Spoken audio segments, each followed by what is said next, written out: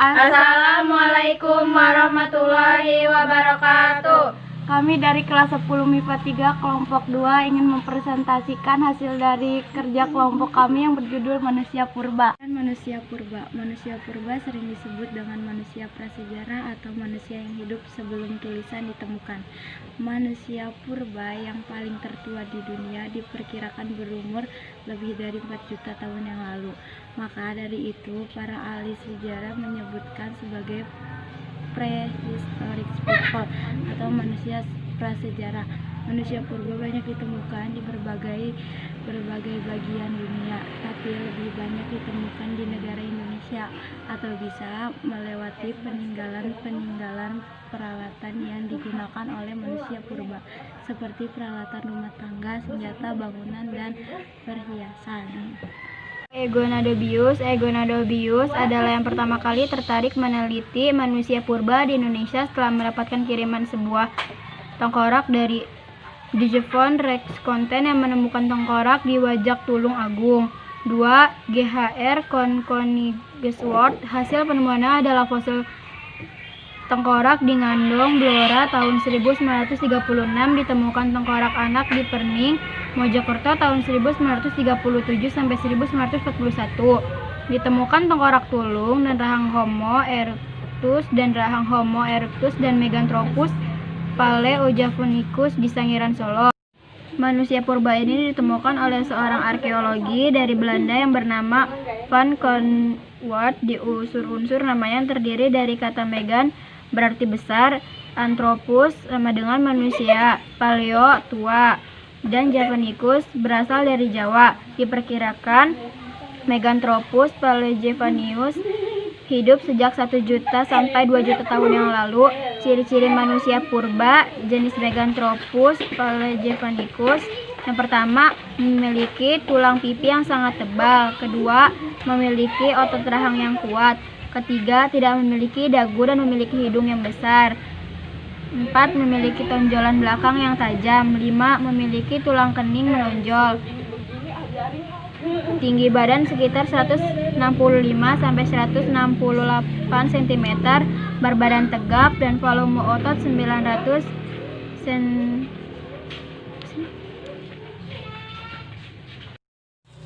B. Manusia purba Vitecanthropus erectus merupakan manusia purba yang fosilnya ditemukan di Indonesia. Manusia purba ini diperkirakan hidup di Indonesia sejak 1 sampai 2 juta tahun yang lalu. Vitecanthropus erectus ditemukan oleh seorang dokter dari Belanda, yaitu Eugene Dubois. Kemudian dia berpindah ke Pulau Jawa. Ia pun berhasil menemukan fosil Vitecanthropus erectus di Desa Tirinil, Kabupaten Ngawi, Jawa Timur pada tahun 1891. 1. Volume otaknya sekitar 750 sampai 1350 cc. 2. Tinggi badannya sekitar 165 sampai 180 cm. 3. Postur tubuh yang tegap. 4. Mempunyai hidung yang tebal. 5. Tonjolan kening yang tebal dan melintang di dahi. 6. Bagian belakang kepala terlihat menonjol. 7. Alat pengunyah. 8. Alat tengkuk yang sangat kuat. C. Manusia purba Homo wajakensis. Pada tahun 1889, dari manusia purba Homo wajakensis telah ditemukan di wilayah Wajak. Lebih lengkapnya di dekat campur darat Tulung Agung, Jawa Timur, dan ditemukan oleh Eugene Dubois. Dalam penelitian dikirakan manusia purba jenis ini sudah dapat membuat peralatan yang terbuat dari batu dan tulang, serta sudah mengerti caranya untuk memasak. Di bawah ini adalah ciri-ciri manusia purba Homo wajakensis. 1. Hidung lebar dan bagian mulut menonjol. 2. Dahinya sedikit miring dan di atas mata terdapat kerutan dahi yang nyata.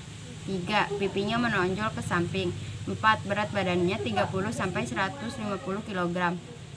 5. Tinggi badannya sekitar 130 sampai 210 cm.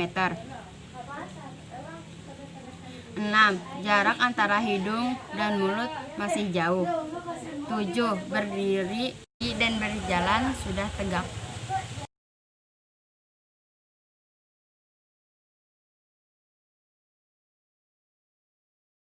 Manusia purba Homo floresiensis adalah termasuk salah satu jenis dari manusia purba yang berjenis Homo di Indonesia. Homo floresiensis biasanya disebut dengan manusia kerdil. Manusia purba ini diperkirakan hidup sekitar 12.000 tahun yang lalu. Seorang ahli yang menemukan kerangka II menyatakan dugaan bahwa Homo floresiensis ini hidup berdampingan. 1. Kepala dan badan memiliki ukuran yang kecil. 2. Ukuran bentuk otak yang sangat kecil. 3. Volume otak 380 cc. 4. Mempunyai rahang yang menonjol. 5. Berat badan 25 kg. 6. Tinggi diperkirakan 1,6 meter. 4. Manusia purba di luar Indonesia. A. Ardipithecus ramidus, ras manusia yang hidup 6 juta tahun yang lalu di kawasan Afar, Ethiopia. Manusia ini tingginya 1,20 meter dan beratnya 50 kg. Bentuk tangan, kaki, dan badan menunjukkan bahwa ia merangkak dan memanjat pohon, dan bentuk rahang, para ilmuwan menyimpulkan cara hidup Ardi tidaklah agresif. Menurut ilmuwan, penemuan ini mengubah teori yang berlaku selama ini mengenai asal-usul manusia. B. Homo erectus hidup sebelum manusia Neanderthals dan Homo sapiens diduga datang ke gua-gua atau setelah mengalami migrasi dari Afrika dan melewati Timur Tengah, Italia Utara, dan kemudian Prancis. Yang perlu diingat adalah bahwa teori ini hanya dugaan dan tidak terbukti kebenaran karena teori evolusi telah runtuh. C. Australopithecus africanus. Australopithecus africanus ditemukan di desa Taung di sekitar Behulen. Ditemukan oleh Raymond Dart tahun 1924. Penemuan tersebut ditemukan di daerah Amerika Selatan dengan ciri isi volume otak sekitar 600 cm kubik. Hidup di lingkungan terbuka serta memiliki tinggi badan berkurang lebih 1,5 meter. Kedua fosil manusia kera tersebut disebut Australopithecus. D. Sinanthropus pekinensis.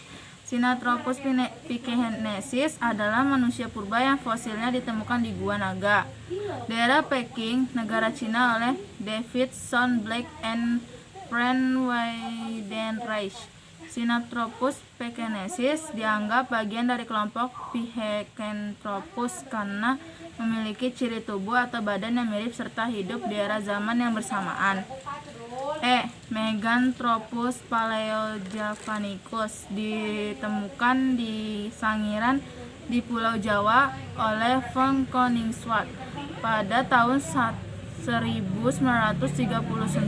sampai 1941. F. Manusia Heidelberg. Manusia Heidelberg atau Homo heidelbergensis adalah spesies pada genus Homo yang telah punah, yang mungkin merupakan nenek moyang langsung Homo neanderthalensis di Eropa. Bukti yang ditemukan mengenai heidelbergensis berusia 600.000 tahun hingga 400.000 tahun yang lalu, dan ini adalah fosil dari tempurung tengkoraknya. Manusia Heidelberg ditemukan di Jerman. G. Pithecanthropus erectus adalah manusia purba yang pertama kali fosil telang belulang ditemukan di Trinil, Jawa Tengah pada tahun 1891 oleh Eugene Dobus. Mereka hidup di zaman Pleistosen atau kira-kira 300.000 hingga 500 tahun yang lalu. Kehidupan Apa manusia purba? 1. Kehidupan berburu. Dalam cara kehidupan manusia untuk mengumpulkan makanan dibagi menjadi 2 bagian, yaitu masa berburu dan mengumpulkan makanan tingkat sederhana dan tingkat lanjut.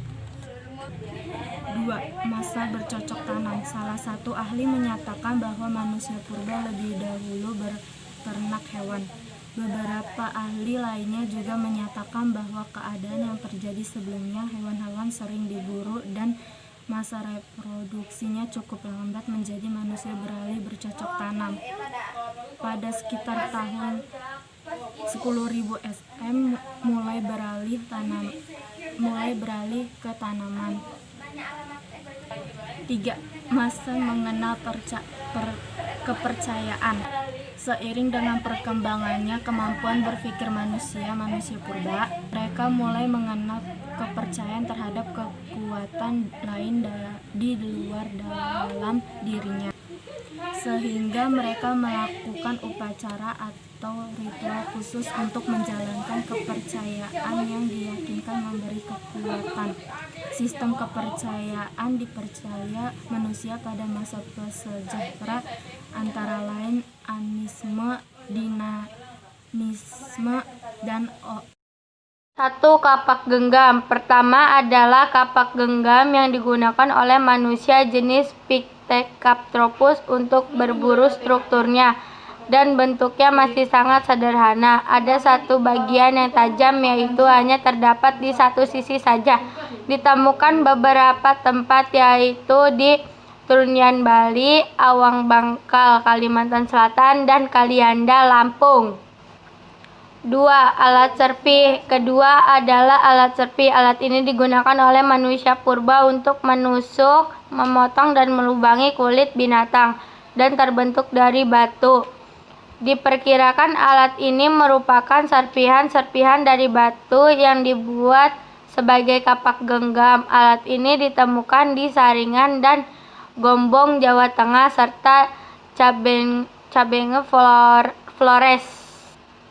3. Kapak persegi. Ketiga adalah kapak persegi. Kapak ini merupakan alat yang terbuat dari batu dan digunakan oleh manusia untuk mencangkul, memahat, dan berburu. Alat ini terbuat dari batu berbentuk segi 4, yang kedua sisinya diasah halus. Pada salah satu sisi tangkal ada bagian lubang untuk tangkai, sementara pangkal lainnya adalah bagian yang tajam. Alat ini banyak ditemukan di berbagai tempat di Indonesia loh, mulai dari Sumatera, Jawa, Nusa Tenggara, hingga Sulawesi. 4. Kapak lonjong. Keempat adalah kapak lonjong. Pangkal kapak tersebut lebar dan tajam, sedangkan ujungnya runcing dan diikatkan pada gagang. Alat ini terbuat dari batu yang telah diasah sampai halus. Kapak lonjong zaman praksara pernah ditemukan di Nusa Tenggara, Maluku, dan Papua. 5. Menhir. Kelima adalah menhir, yang merupakan tugu batu yang tinggi. Diperkirakan menhir digunakan sebagai tempat pemujaan oleh manusia prasejarah. 6. Dolmen. Keenam adalah dolmen, yaitu meja yang terbuat dari batu. Diperkirakan digunakan oleh manusia prasejarah sebagai tempat penyimpanan sesaji untuk sesembahan. 7. Sarkofagus. Ketujuh adalah sarkofagus, yaitu peti mati yang terbuat dari batu. 8. Arca. Arca merupakan batu. 9. Bejana perunggu. Kesembilan adalah bejana perunggu. Bejana ini merupakan benda yang terbuat dari penunggu. Bentuknya mirip dengan gitar Spanyol tanpa gagang. Alat ini hanya ditemukan di 2 tempat, yaitu Madura dan Sumatera. 10. Kapak corong. 10 sekaligus terakhir adalah kapak corong yang terbuat dari perunggu dan bentuk bagian atas mirip dengan corong. Alat ini pernah ditemukan di Jawa, Bali, Sulawesi, dan Papua.